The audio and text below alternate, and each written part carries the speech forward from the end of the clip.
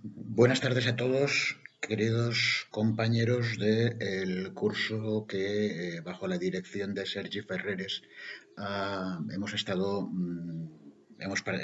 participando de él durante estos 2 últimos meses sobre filósofos contemporáneos. Yo creo que ha sido un curso sumamente interesante. Yo lo he degustado con mucho placer y bueno, pues esta sería la grabación que os ofrezco a continuación. Espero no alargarme. Voy a intentarlo con todas mis fuerzas, aunque quien me ha seguido alguna vez en alguna intervención en el curso habrá comprobado que padezco una patología que se llama incontinencia verbal y voy a intentar controlarla al máximo. Mi aportación, digamos, a modo de final de curso es en esta grabación es a vueltas con un autor que yo no conozco en profundidad o no conocía en profundidad. Tampoco es que lo conozca tanto ahora, pero al menos sí es un autor por el que me he interesado mucho últimamente, fundamentalmente a raíz del asunto de la pandemia, por lo que a continuación explicaré. Me estoy refiriendo a Boaventura de Sousa Santos. Es un autor que puede que a algunos os suene. Eh, Había pensado en algún otro, tipo Sisek o Tony Negri, pero me ha parecido que son autores que tengo más trillados desde hace tiempo. Me pareció en estas últimas semanas que de alguna manera Boaventura de Sousa Santos podía encajar mejor con el tipo de temáticas que yo creo que hemos tratado a lo largo de este programa, ¿no? Con el Cefire. Y creo que lo iréis comprobando a medida que avance. Insisto que voy a intentar no ser excesivamente pesado. Aportaré una bibliografía muy sencilla. Es muy amplia, es un autor veterano con una producción extensa. Pero voy a intentar daros cuenta de ella no de manera masiva, es decir, me referiré a las obras principales. Ya he dicho que yo no, ensayos principales, yo no he leído tan en profundidad al autor como para lucirme aportando una gran bibliografía.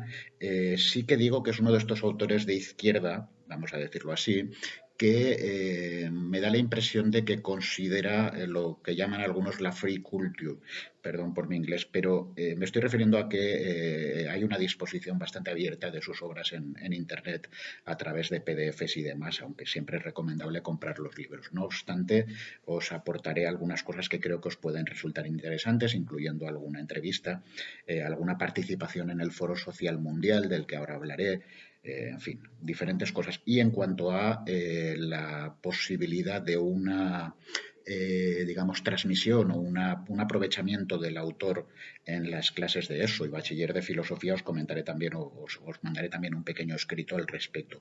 Hoy me voy a dedicar exclusivamente a daros cuenta en líneas generales de lo que es el pensamiento de este autor y esa fórmula que hizo cierta fortuna ya desde hace aproximadamente 20 años, cuando se empezaron a desarrollar las jornadas de ¿cómo se llama? El FSM, en el cual el Foro Social Mundial, que se me olvidaba, en el cual Boaventura de Santos tuvo una participación muy importante al lado de autores tan relevantes como Ignacio Ramonet, Noam Chomsky, Naomi Klein, Susan George. A mí concretamente, estos autores sí que los he trabajado bastante. Este autor me faltaba y últimamente he aprovechado y aprovecho esta excusa de poder contar algo en el curso para trabajarlo un poquito más y creo que os va a interesar por muchas razones. Las razones de mi encuentro con Boaventura de Sousa tiene que ver precisamente con que en los últimos años he trabajado mucho sobre, o por lo menos muy apasionadamente, sobre la obra de Naomi Klein, a raíz de lo cual publiqué un ensayo llamado Las razones del altermundismo, perdón, las razones del altermundismo, Naomi Klein y alrededores, en el cual mi intención fundamental, aparte de trabajar a la autora, a la periodista canadiense, era sobre todo entender las claves de las nuevas formas de insurgencia globalizadas ante las nuevas formas de dominación que se han globalizado desde el auge de Internet y el turbocapitalismo este que venimos, digamos, que sufrimos a modo de una transformación, un nuevo ciclo de la explotación capitalista que hemos terminado denominando muchos, yo desde luego, la globalización neoliberal. me empecé a interesar por Boaventura a raíz de Naomi Klein, Noam Chomsky, Susan George, y lo que pasa es que quizás siempre he tenido una pequeña resistencia porque así en principio algunas de sus fórmulas me chirriaban. Una vez entrado más en profundidad en ellas, tengo que reconocer que me ha empezado a interesar y a convencer más el autor en muchos aspectos, a pesar de que, como veréis, mantengo todavía alguna discrepancia. Hay una primera consideración que quería haceros casi chistosa. Yo creía que Boaventura, antes de conocerlo, era brasileño. Y no debe ser casualidad.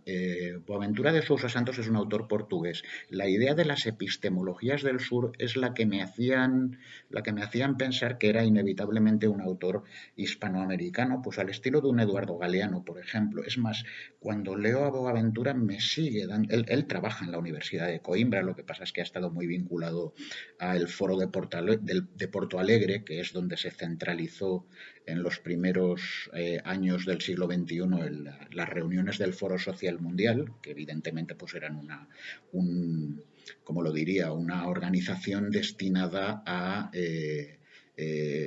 organizar sobre todo contracumbres y formas discursivas y de resistencia frente a las famosas cumbres del G7 y todo este tipo el foro de Davos y todo este tipo de cosas. Sabéis que empezaron toda esta nueva, ¿cómo lo diría? Este nuevo ciclo de protestas y reivindicaciones globalizadas empiezan en Seattle, en la famosa cumbre, creo que era del G7 o no recuerdo, de las grandes naciones o los grandes poderes mundiales. Se produjo allí una reunión completamente imprevista, tramitada, estructurada muy bien a partir de las nuevas posibilidades que a muchos niveles, incluyendo los emancipatorios, crea Internet.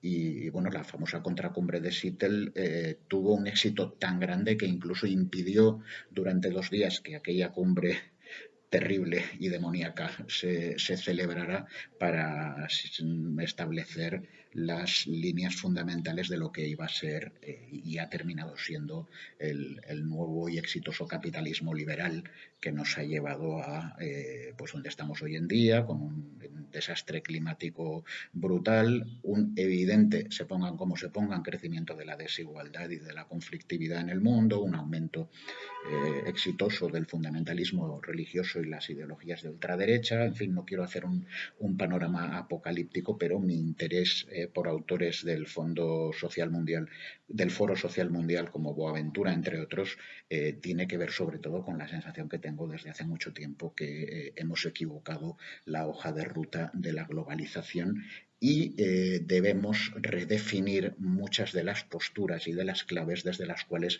se organiza lo que llamamos la cultura occidental respecto a la democracia, respecto al sistema productivo, respecto a los derechos humanos, etcétera, etcétera. En fin, esas son básicamente un poco las razones del encuentro. A grandes rasgos, yo creo que la fórmula que más famoso ha hecho a Boaventura es lo de las epistemologías del sur, que es la manera en la cual él crea una etiqueta a modo de resistencia frente a lo que yo llamaría un poco maniqueamente, la triada del mal, es decir, capitalismo, patriarcado, colonialismo. Estos tres grandes jinetes del apocalipsis, perdonad si soy grueso en los adjetivos o en los sustantivos, estos tres grandes focos o fuerzas hay que intentar, es muy importante que no las entendamos por separado. Son fuerzas coaligadas, cada una tiene el tiempo que tiene, pero en última instancia se retroalimentan y son posibles en la medida, cada una de ellas es posible en la medida en que lo son las demás. Es decir, si cae el capitalismo, cae el patriarcado y cae el colonialismo y así con los tres. Por lo tanto, la idea de las epistemologías del sur que nos propone Boaventura, evidentemente, es crear formas de resistencia y dotarnos de armas para, bueno, pues intentar de alguna manera articular un futuro post-capitalista, post-patriarcal y postcolonialista. La idea de las epistemologías del sur básicamente se asocia a una descolonización del saber. Boaventura, aunque no sea brasileño, aunque yo lo leo como tal, es un señor muy obsesionado con la idea de la influencia que en la cultura y en la sociedad contemporánea ha dejado el colonialismo, que va, digamos, sustituyendo las viejas formas de dominación más feroz y más militar, aunque no todas, evidentemente, por otras formas de colonización económica a través de, pues, agencias tan problemáticas como el FMI y otros grandes actores económicos. Esta cuestión conecta también de lleno con el asunto de la pandemia, del que luego hablaré. En fin, yo creo que hay que referirse sin ambajes con el tema del capitalismo. A mí siempre me ha parecido que hablar críticamente o discurrir críticamente sobre el capitalismo no equivale necesariamente a sostener ningún tipo de marxismo más o menos ortodoxo o más o menos trasnochado, que de eso también habría que hablar. Y en ese sentido, los escritos de Boaventura me resultan liberadores. A mí me parece que hay que criticar el capitalismo y saber muy bien a qué nos referimos cuando hablamos de capitalismo y tratamos de pensar en formas de resistencia, en formas de nuevas resistencias, porque yo creo que ese surgimiento, esa emergencia de nuevas formas de lucha, por ejemplo, en Latinoamérica, son las que de alguna manera mejor diagnostica este autor. Entonces, por ejemplo, en Latinoamérica, Boaventura, a lo largo de su obra, yo, por ejemplo, lo recogí en una obra muy interesante, un ensayo largo que ha publicado Acal, que se llama El futuro comienza ahora, de la pandemia a la utopía, y también en alguna obra anterior, se me ha olvidado el nombre de una de ellas, pero que me pareció especialmente interesante. Luego os lo pasaré en la bibliografía. Pero bueno, en Latinoamérica han surgido distintas formas, digamos, institucionales, como por ejemplo la socialdemocracia, en la versión de Lula, una socialdemocracia a la brasileña, yo creo que muy interesante, pero que parte de la idea de que el capitalismo es imbatible y debe ser de alguna manera, debe hacerse de alguna manera soportable. Esto es característico de la socialdemocracia en todas partes, y es loable, a mí me parece una idea interesante, y Lula me parece un personaje, por cierto, muy maltratado, ¿no? Pero me parece que es interesante, pues de alguna manera, como lo diría, atisbar sus límites. Es decir, la cuestión es de alguna forma hacer menguar las aristas más punzantes del capitalismo y sus males, ¿no? Y luego ha habido, al lado de este modelo Lula, que también ha existido en algún otro país, tenemos el caso del socialismo real, y podemos pensar en el caso del chavismo en Venezuela, el caso de Evo Morales en Bolivia y algún otro, ¿no? En ambos casos el problema, más partiendo de la base de que lo que se intentaba en todos estos casos era operar alguna forma de traslado de riqueza desde las grandes fortunas o las clases medias altas de Hispanoamérica hacia las clases tradicionalmente menesterosas. En cualquier caso, los dos se han ido encontrando a su pesar seguramente con el mismo problema, y es la imposibilidad de desligar su modelo económico de la trama capitalista global. No obstante, aquí hay un desvío interesante por parte de Boaventura, de Sousa Santos, siempre tengo problemas con el nombre, porque yo creo que él ha sido capaz de explicarnos muy inteligentemente y muy documentadamente de qué manera el socialismo americano se ha instalado desde hace mucho tiempo en la problemática de la lucha de clases, pero ha tendido a descuidar lo que se han llamado las luchas étnicas. Esto arranca, según Boaventura, de una problemática, digamos, de raíz, yo diría fundacional.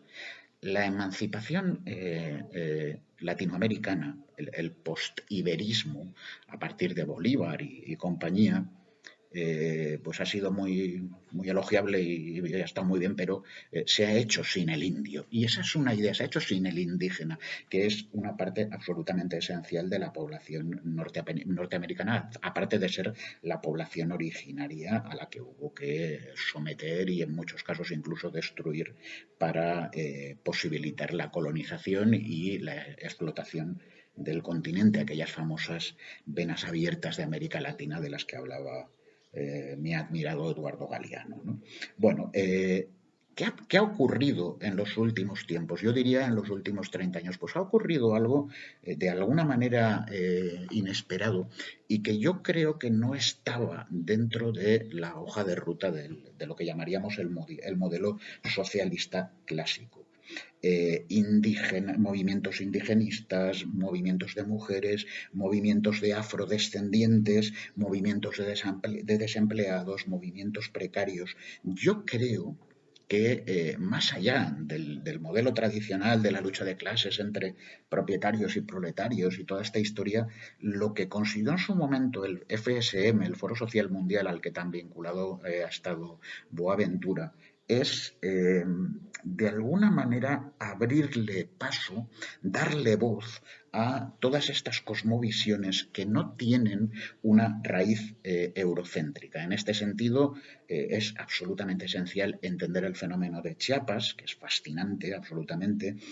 Hemos hablado de Lula y de Evo, de Chávez. Pepe Mújica, por ejemplo, es un fenómeno a nivel ya más de dirigencia de Estado, los piqueteros argentinos, el movimiento de los sin tierra. Todas estas realidades o las dejamos de lado como si no hubieran ocurrido, que es algo que el socialismo a lo mejor más ortodoxo ha tendido a hacer históricamente con otros movimientos por el estilo, o intentamos ya de alguna manera darles un poquito de cancha, sacarlos de su silencio como en su momento hicieron las reuniones del foro en Porto Alegre y demás. Y todas estas prácticas deben ser pensadas y deben dar lugar a distintos discursos.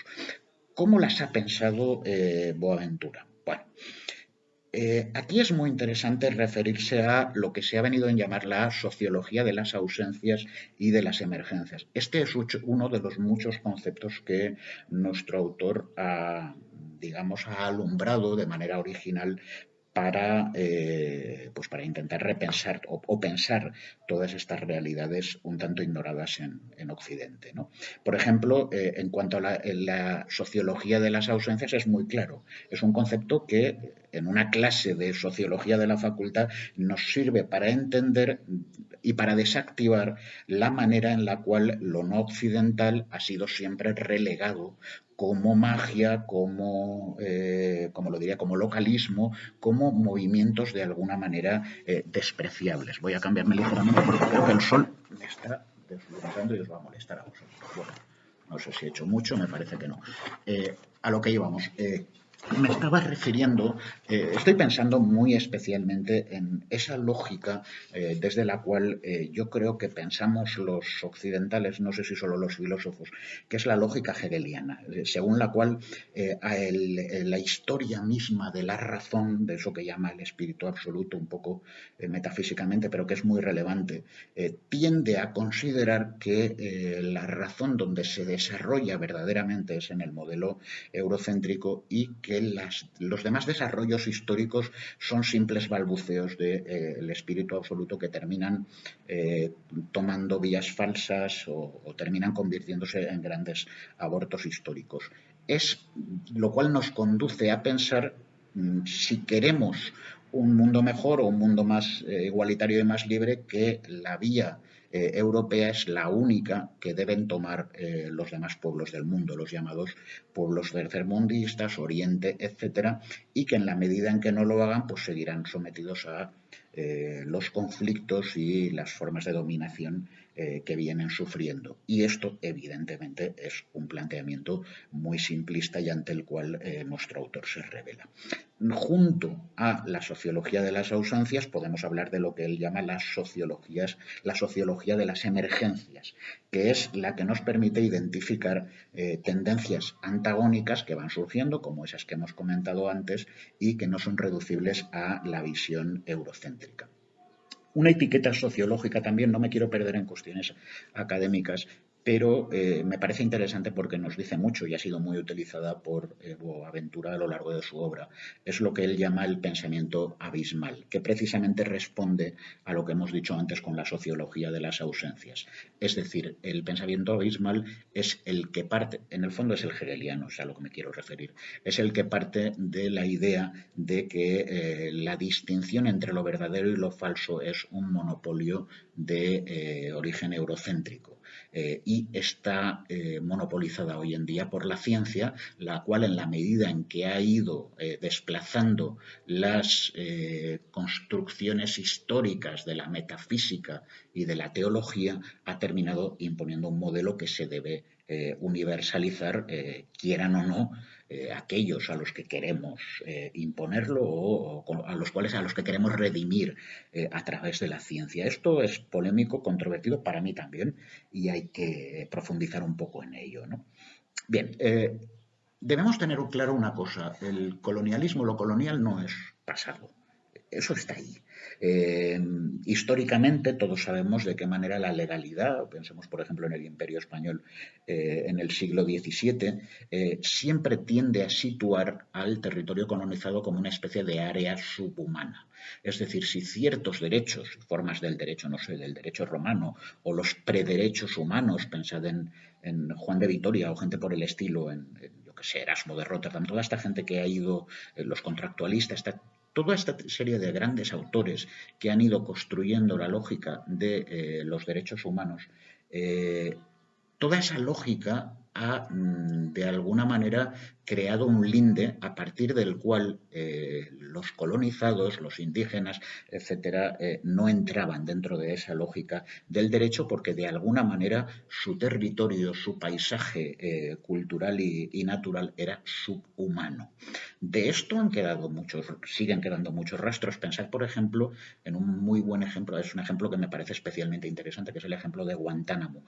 Cómo los norteamericanos, a raíz del ataque de las Torres Gemelas y demás, crean, el Estado norteamericano de Bush crea una especie de espacio para la subhumanidad en el cual se puede, casi al modo de una especie de zoológico, se puede maltratar o torturar para obtener información a ciertas personas simplemente porque no se les reconoce la condición humana que te da acceso al derecho humano.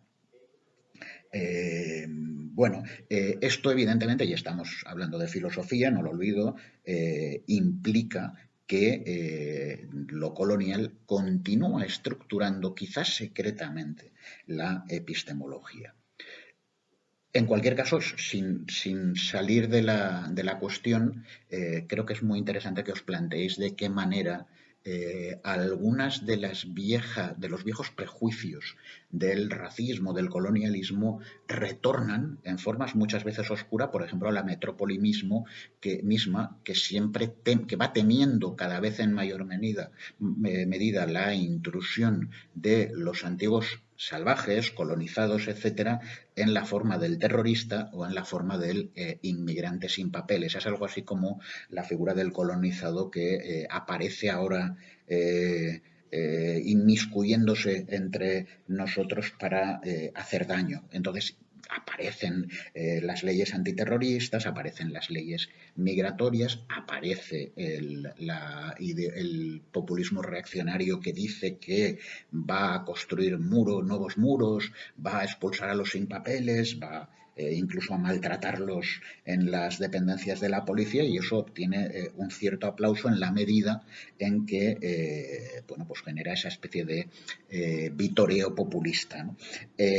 Se trata, en definitiva, de una nueva forma de fascismo social justificado por el sentimiento de miedo que supone la intrusión amenazante del colonizado. Bueno, recordaréis seguramente a Carl Schmitt y la idea del estado de excepción.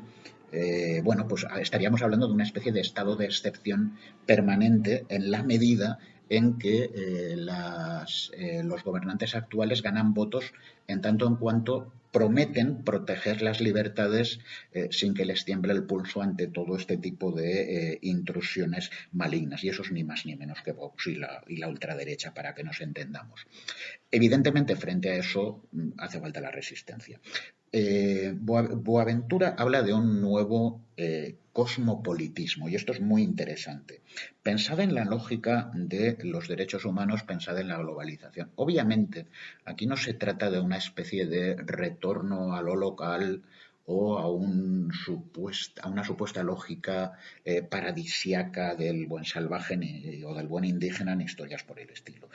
Aquí se trata más bien de promover un modelo de globalización alternativo y contrario al modelo que ha sido hegemónico. Es decir, hablamos de una globalización contrahegemónica. Se trataría, como dice Boaventura, de lo que él llama hemos hablado de epistemologías del sur, bueno, en ese sentido, porque sus conceptos a lo largo de su trayectoria intelectual han ido variando, ¿no? Y han ido reformulándose, aunque siempre dentro de esa lógica que he dicho antes de las epistemologías del sur. Él lo llama ecología o termina llamándolo la ecología de los saberes, que sería una forma de proteger y fomentar la biodiversidad cultural frente al monocultivo.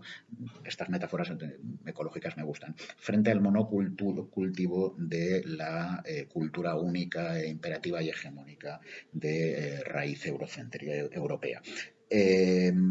Básicamente, y aquí hay, para mí esto es controvertido, Boaventura piensa, y yo creo que es un señor que ha viajado mucho y ha estado mucho en la selva amazónica y demás, y en ese sentido yo siento cierto respeto porque algunas de sus ideas provienen seguramente de experiencias que yo desconozco, ¿no? Pero yo creo que él parte de la base de que existen formas de conocimiento no occidental que están en las prácticas diarias de los pueblos llamados tercermundistas. Es posible, ante experiencias como la de, y voy ya a la COVID, ante experiencias epidémicas, desarrollar y aprovechar intervenciones alternativas que no se corresponden necesariamente con los modelos clínicos a los que nosotros acostumbramos y que deben partir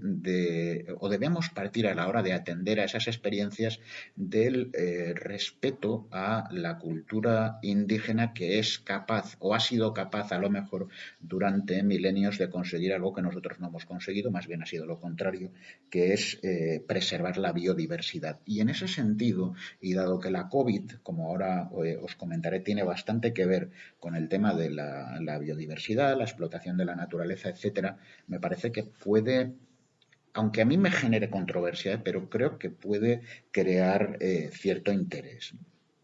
Bueno, derechos humanos. Ese yo creo que es la gran problemática. Quizá estamos demasiado empeñados en la idea de que los derechos humanos se deben cumplir y aparecen los Putin o los Trump de turno que se empeñan en no cumplirlos, no cumplen las resoluciones de la ONU, lo que hay que hacer es cumplirlas porque los derechos son buenos. Bueno, quizá deberíamos redefinir los derechos humanos porque a lo mejor de esa manera empezamos a entender por qué históricamente han fracasado en su aplicación.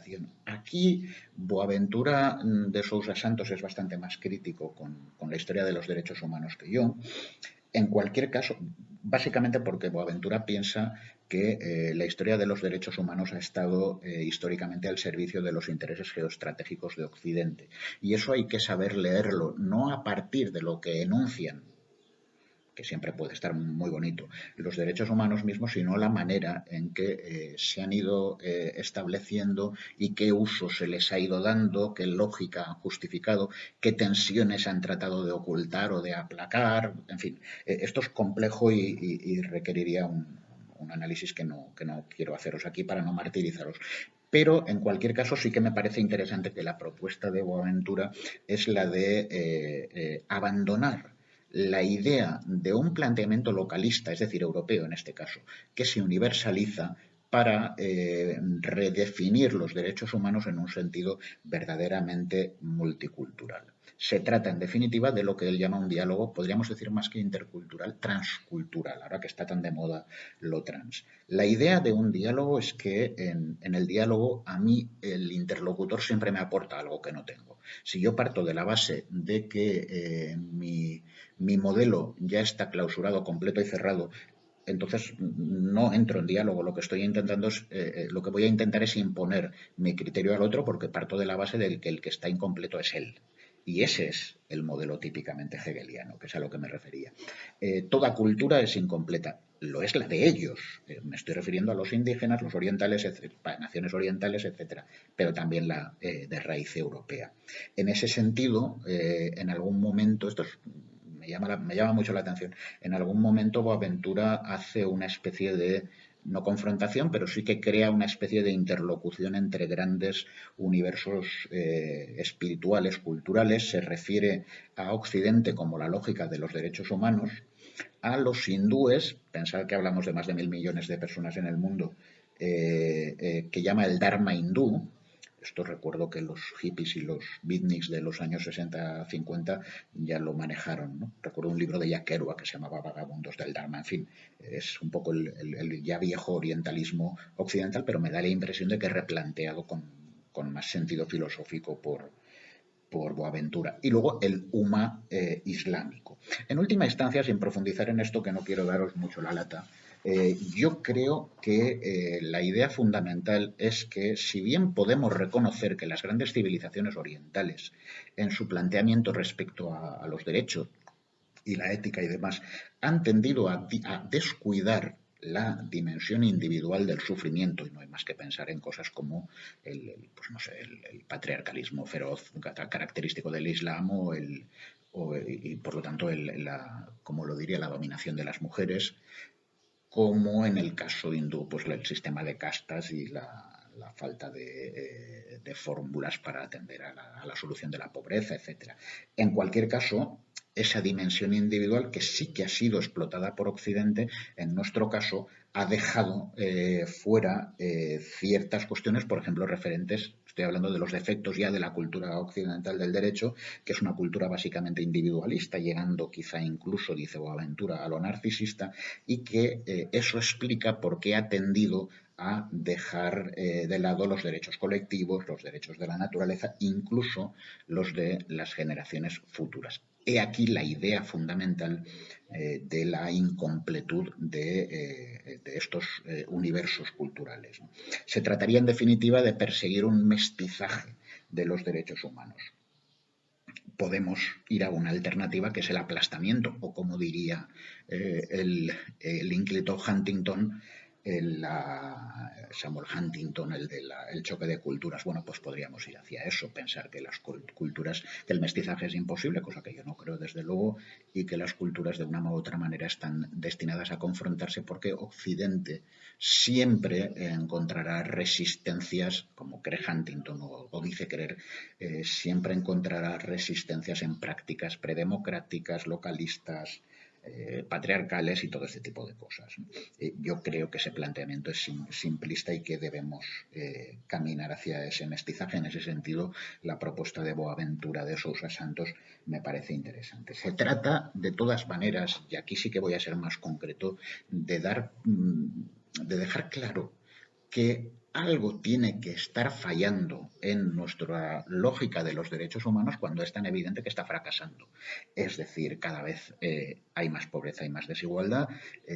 Es posible que a veces en determinados momentos se reduzca la pobreza extrema, no parece ser este el momento, pero en cualquier caso el crecimiento de los 1.000 millonarios y este tipo de cosas da a pensar que efectivamente están creciendo este tipo de fenómenos sociales indeseables. Hablamos, por supuesto, de la catástrofe ecológica y el calentamiento global, del deterioro de la calidad de los sistemas democráticos. En el mundo hay muchas autocracias, como recuerdo que se dijo en el curso del CEFIRE, y podríamos referirnos también al auge del fundamentalismo religioso, que no va a menos, va a más, en contra de lo que nos habían prometido los ilustrados en los siglos XVIII y XIX, o el extremismo conservador, que también pensábamos que era una cosa un poquito del pasado y desde hace 20-30 años parece que va creciendo peligrosamente como las malas hierbas entre nosotros en Europa e incluso en nuestro país, donde nos creíamos de alguna manera libres de tales cosas. Bueno, ya para ir acabando, me gustaría referirme a la influencia del virus. Este libro me ha interesado mucho. El futuro comienza ahora, de la pandemia a la utopía. Es el primer contacto serio que tuve con Boaventura de Sousa Santos, un libro de Acal francamente interesante, porque como decidí leer bastantes cosas con respecto a la pandemia, me pareció que, bueno, que este autor podía merecer la pena y efectivamente la mereció. Es después de leer este libro cuando he entrado en contacto con algunas obras anteriores, también un poco por mor de presentároslo a vosotros. Bueno, siguiendo un poco la lógica de su obra anterior, Boaventura, cuando estalla la pandemia, este libro se escribe cuando estábamos empezando a ser confinados y demás, sin saber lo que iba a pasar después, que por cierto ha pasado un poco lo que de alguna manera podíamos prever, y ahora diré por qué, ¿no? Pero vamos, para Boaventura el virus debe ser leído de nuevo en la clave del colonialismo.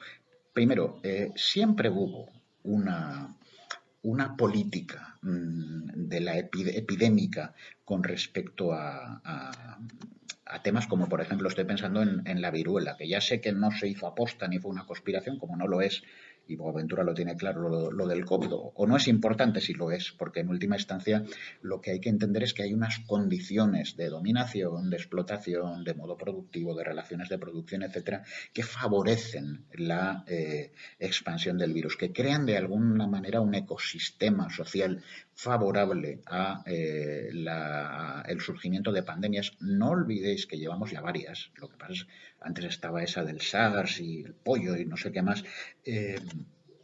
Ahora hemos tenido la COVID, pero en última instancia hay que entender que eso no es producto de algún señor que se come un murciélago ni nada por el estilo. De igual manera que la peste bubónica tenía condiciones de posibilidad favorables en la Edad Media, las tiene en el capitalismo globalizado la COVID. Y esa es la idea que tiene que explicar Boaventura, ¿no? ¿En qué consiste la lógica pandémica? Pues ni más ni menos en que la difusión del modelo del capital globalizado.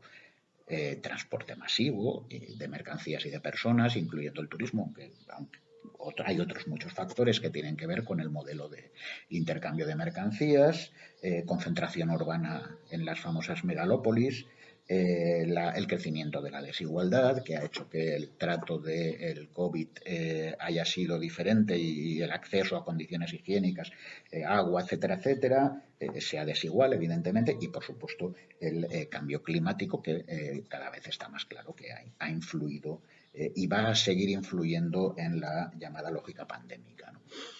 Hay un dato interesante, no me voy a entretener mucho en él, pero no se nos debe pasar de largo, que es el valor de negocio que ha podido tener el COVID y que probablemente va a seguir teniendo para lo que él ha llamado la Big Pharma. No sé si recordáis aquel asunto de cierta empresa química farmacéutica alemana a la que Trump, después de actuar como negacionista y decir que lo del virus, como hizo Bolsonaro, por ejemplo, en Brasil, decir que lo del virus era una mentira, después dijo no sé qué, de que se curaba con lejía, no sé qué barbaridad dijo este caballero, cuando se dio cuenta que la cosa iba en serio, parece que intentó comprarle en exclusiva, en fin, una vacuna que estaban a punto de conseguir, no sé si era Pfizer o qué empresa alemana, ¿no?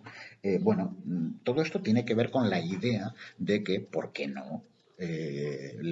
La enfermedad puede dar lugar también puede ser también una magnífica oportunidad para los negocios, ¿no? Yo creo que la gran conclusión que debemos sacar del virus, y en ese sentido puede habernos enseñado algo, es primero que el modelo neoliberal no es el adecuado para confrontar un episodio de este tipo, ¿no? Sobre todo porque además no es episódico, es probablemente sistémico. En última instancia, las respuestas a el desastre no pueden ser respuestas neoliberales, para que nos entendamos.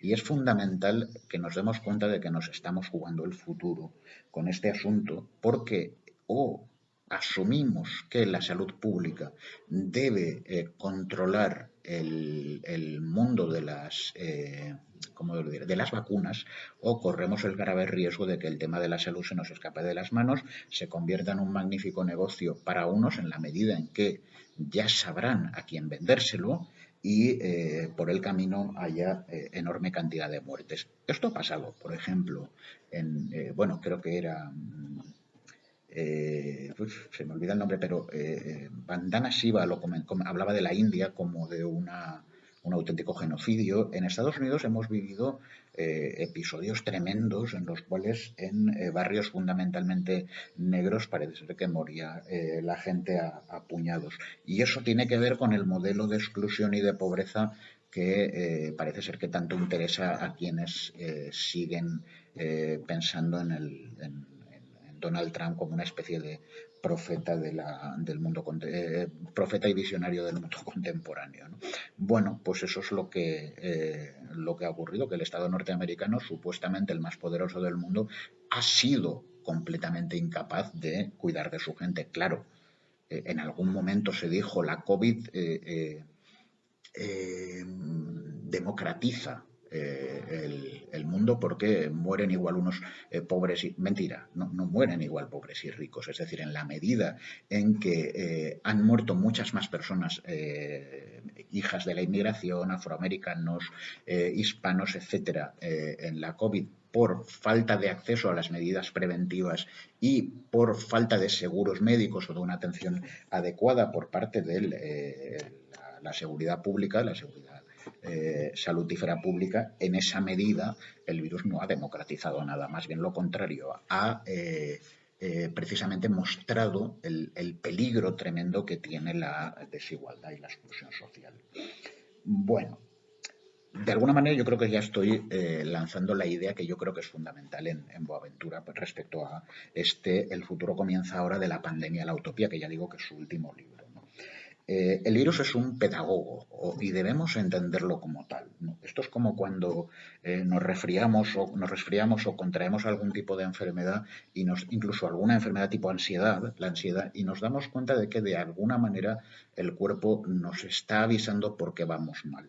Y en ese sentido, al margen de las muertes, que evidentemente son terribles y que un virus como este nunca es deseable, quizá deberíamos aprender algo de él para empezar con una pregunta. Y es si de verdad necesitamos y queremos, cuando el virus parece que va pasando, volver a la antigua normalidad, que es un deseo muy lógico y muy legítimo, ¿no? Pero habría que plantearse hasta qué punto la antigua normalidad la normalidad prepandémica era realmente deseable, y si no deberíamos ir más bien hacia una nueva normalidad pospandémica. Vamos a ver, hay una serie de factores que están... Antes he hablado del virus y el colonialismo. Bueno, hay factores, la deforestación, el tráfico de animales salvajes, la agricultura intensiva, de la cual, por ejemplo, en España últimamente se ha venido hablando.